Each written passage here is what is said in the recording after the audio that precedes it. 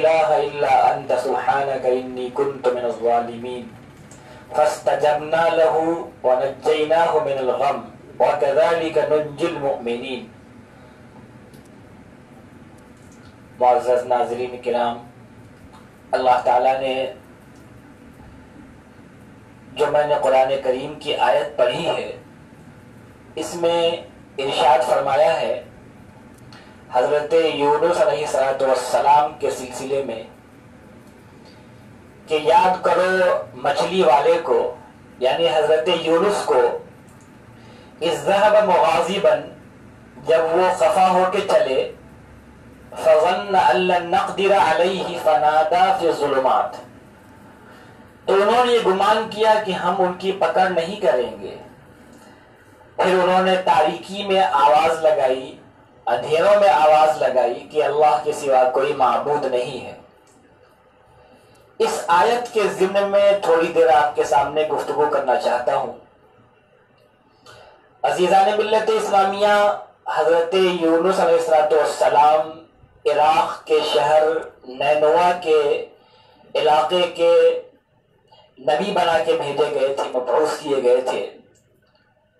آپ نے اپنی امت کو دین کی دعوت دی اور بہت زیادہ اس میں کوشش کی، لیکن جب آپ اپنی امت سے نا امید ہو گئے تو پھر آپ نے ان کے لیے بد دعا فرمائی اور اپنی امت کو یہ کہا کہ اللہ تعالیٰ کا عذاب 3 دن کے اندر میں آنے والا ہے، اور یہ کہہ کر کے آپ اس بستی سے نکل گئے۔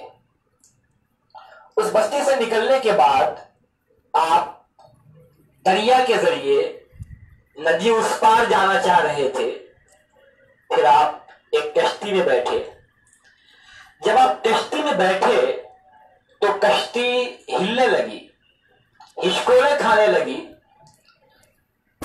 تو لوگوں نے کہا کہ لگتا ہے کہ اس میں کوئی غلام اپنے آقا سے بھاگ کے آیا ہوا ہے جس کی وجہ سے یہ کشتی ہل رہی ہے، لہذا اس کو چاہیے کہ وہ پانی میں کود جائے تاکہ باقی لوگ بچ جائیں۔ لیکن کون کودے بھائی؟ ہر ایک کو اپنی جان عزیز ہے، کون پانی میں کودنا چاہے گا؟ کوئی نہیں کودا۔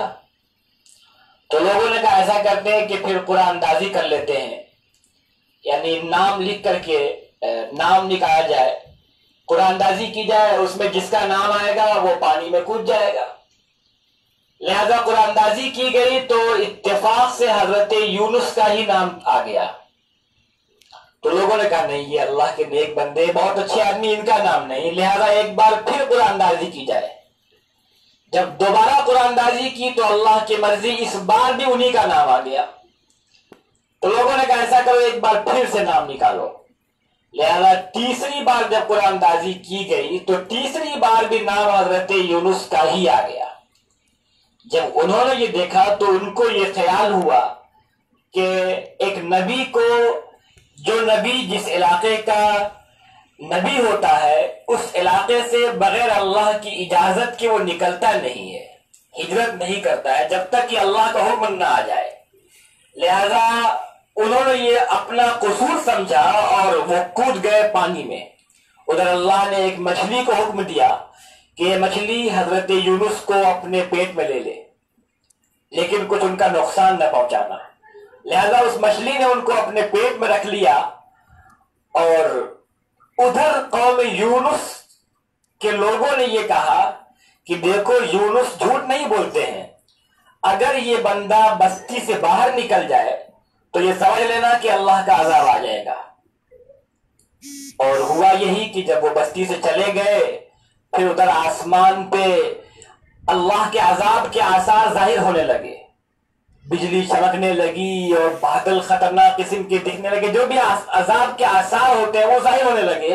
انہیں احساس ہو گیا کہ اب اللہ کا عذاب آ جائے گا، لہذا پوری قوم، سارے کے سارے لوگ اپنے گھروں سے باہر چلے آئے، عورتوں نے اپنے بچوں کو اپنے سے دور کر دیا، جانوروں کے بچوں کو جانوروں سے دور کر دیا تاکہ یہ روئے گر گرائے تاکہ اللہ انہیں معاف فرما دے۔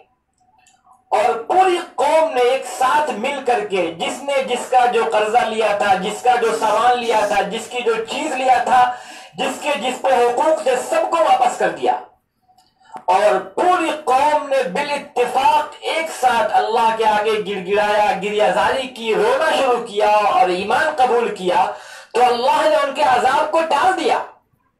اسی کو اللہ تعالیٰ نے قرآن کریم میں ارشاد فرمایا فَلَوْلَا كَانَتْ قَرْيَةٌ آمَنَتْ فَنَفَعَهَا إِيمَانُهَا إِلَّا قَوْمَ يُونُسَ، کہ کسی بھی قوم کو اس کا ایمان لانا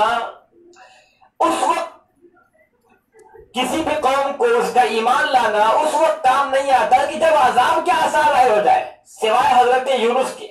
فَلَوْلَا كَانَتْ قَرْيَةٌ آمَنَتْ فَنَفَعَهَا إِيمَانُهَا، کہ کسی بھی قوم کو عذاب کے آثار دکھنے کے بعد، اب اللہ کا عذاب ظاہر ہو گیا تو عذاب کے آثار دکھنے کے بعد پھر کوئی اگر چاہے کہ ایمان لائے تو ایمان قابل قبول نہیں ہوتا ہے۔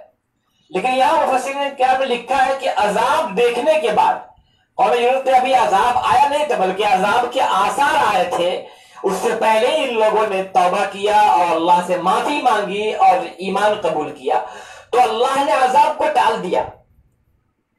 ادھر حضرت یونس نے اللہ کے طرف رجوع کیا اور مچھلی کے پیٹ میں انہوں نے آواز لگائی، فنادا فی الظلمات اللہ الہ الا انت سبحانک انی کنت من الظالمین۔ انہوں نے تاریکیوں میں، اندھیروں میں آواز لگائی کہ اے اللہ تیرے سوا کوئی معبود نہیں ہے، اے اللہ آپ کی ذات پاک ہے، آپ کے سوا کوئی معبود نہیں ہے۔ اور تاریکی کون سی تھی؟ اندھیرا کون سا تھا؟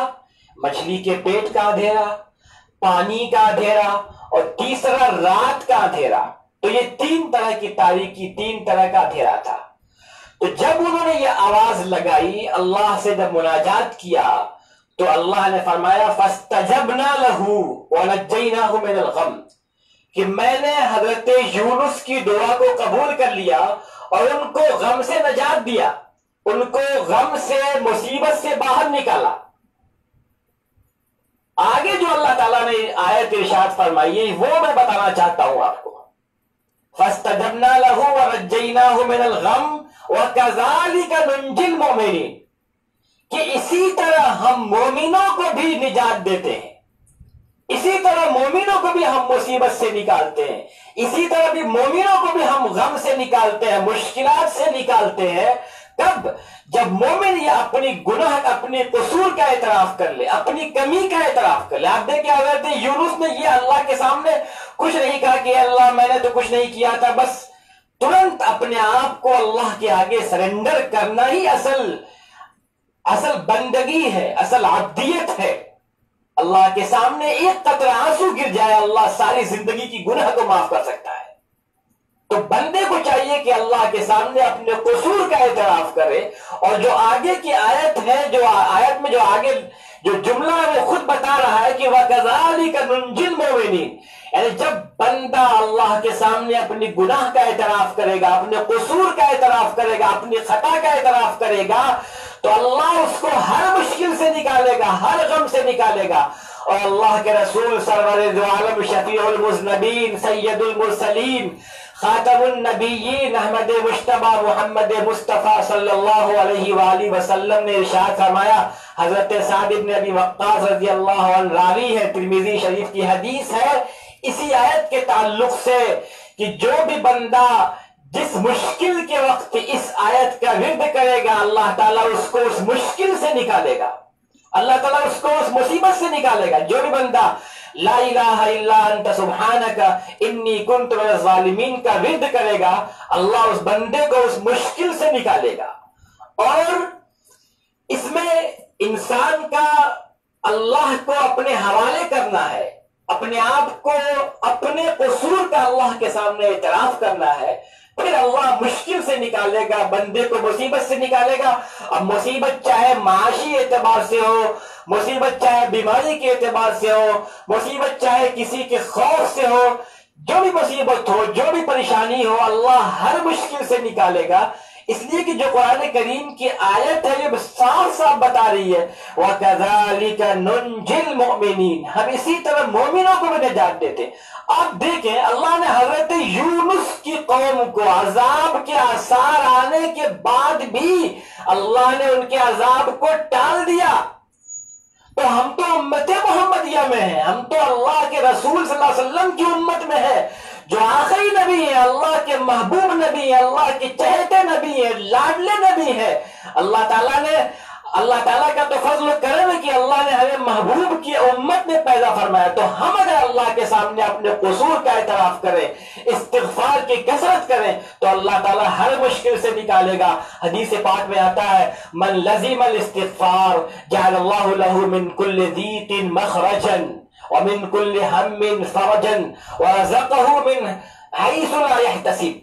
کہ جو بندہ کثرت سے استغفار کرتا ہے اللہ تعالیٰ اس کو ہر مشکل سے نکالتا ہے. جو بندہ کثرت سے توبہ کرتا ہے، استغفار کرتا ہے، اللہ سے اپنی گناہ کی معافی مانگتا ہے، تو اللہ تعالیٰ اس کو ہر مشکل سے نکالتا ہے. وَمِن كُلِّ هَمٍّ فَرْجًا، اور ہر غم سے نجات دیتا ہے. اور آگے جو حدیث پاک میں جو جملہ ہے واقعی وہ بڑا امید والا ہے. وَرَزَقَهُ مِنْ حَيْثُ لَا يَحْتَسِبُ، اور اس بندے کو رزق ایسی جگہ سے دیتا ہے جہاں سے بندے کو وہم و گمان بھی نہیں ہوتا ہے، جہاں سے اسے خیال ہی رہتا کہ یہاں سے بھی ہمیں روزی مل جائے گی. اللہ اس کو روزی وہاں سے دیتا ہے. عزیزان ملت اسلامیہ، لہذا ہم سب کو چاہیے کہ اللہ کے سامنے کثرت سے گریہ زاری کریں، استغفار کریں، روئیں، ندامت کریں، اللہ کے سامنے خوب آنسو بہائیں. اگر ایک قطرہ آنسو گر گیا اللہ کے خوف سے، اللہ کی خشیت سے، تو یہ آنسو کا گرنا حشر کے میدان میں عرش الہی کے سائے میں جگہ ملنے کا موقع فراہم کرے گا. اللہ تعالی ہم سب کو صحیح باتوں پہ عمل کرنے کی توفیق عطا فرمائے. وآخر دعوانا ان الحمد للہ رب العالمین.